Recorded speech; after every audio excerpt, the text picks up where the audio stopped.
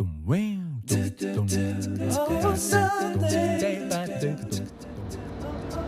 guys, Makoy here and welcome to my YouTube channel. Kung ikaw ay bago pa lamang sa channel ko, please do hit the subscribe button, notification bell para ma-notify ka every time may bago kong video na labas. At dahil weekend ngayon, panibagong episode na naman ang inyong matutunghayan dito sa ating weekend group show.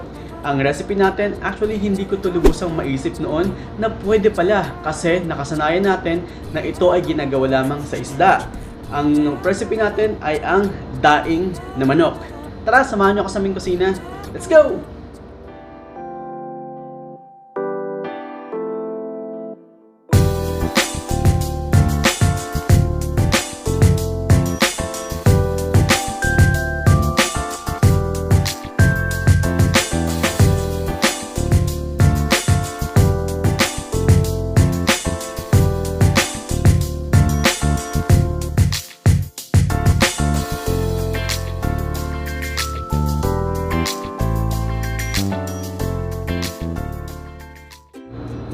Ang mga ingredients natin ay manok. Gumagamit po ako dito ng mixed parts.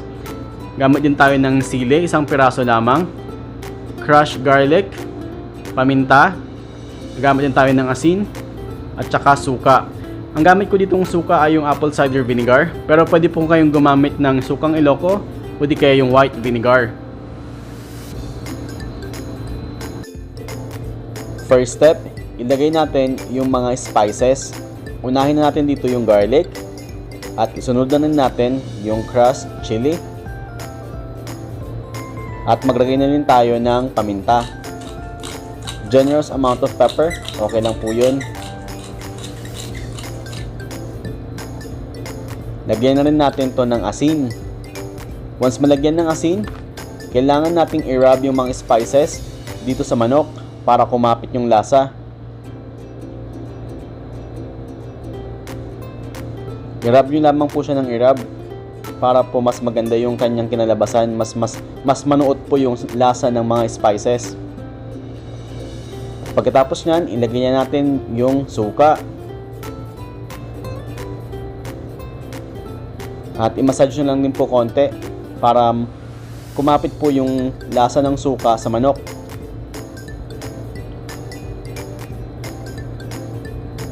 Once na sa tingin nyo ay okay na, ilagay na natin to sa sealed container para po i-marinate natin minimum of 4 hours.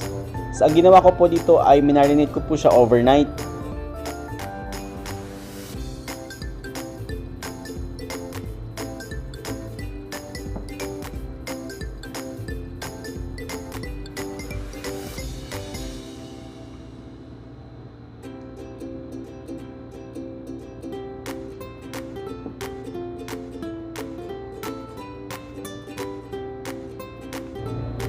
Once marinated na yung manok, minimum of 4 hours or overnight, pwede na natin tong iprito. Magpainit ng pan, maglagay ng mantika. Ang gamit kong mantika dito ay olive oil at nilagyan ko din siya ng konting butter. Pwede po kayong gumamit ng ordinary oil or di kaya yung coconut oil. At once mainit na yung mantika, pwede na natin ilagay yung marinated chicken. At prituhin lang natin to. Both sides po kailangang maprito.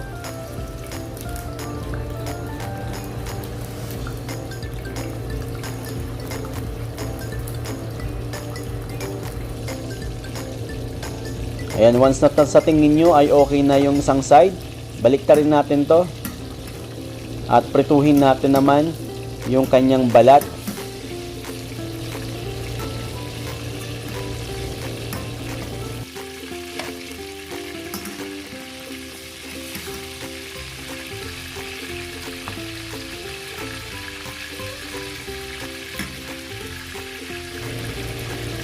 Kung sa tingin niyo ay okay na both sides, pwede na nang patayin yung apoy at pwede nyo na po itong iparest for about 5 minutes bago nyo po ito iserve.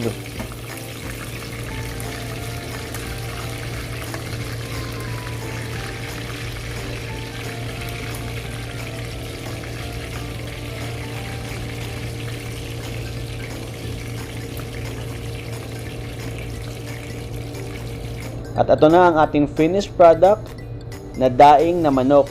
Sana magustuhan po ninyo. At hanggang dito na lamang po. Hanggang sa muli. Paalam!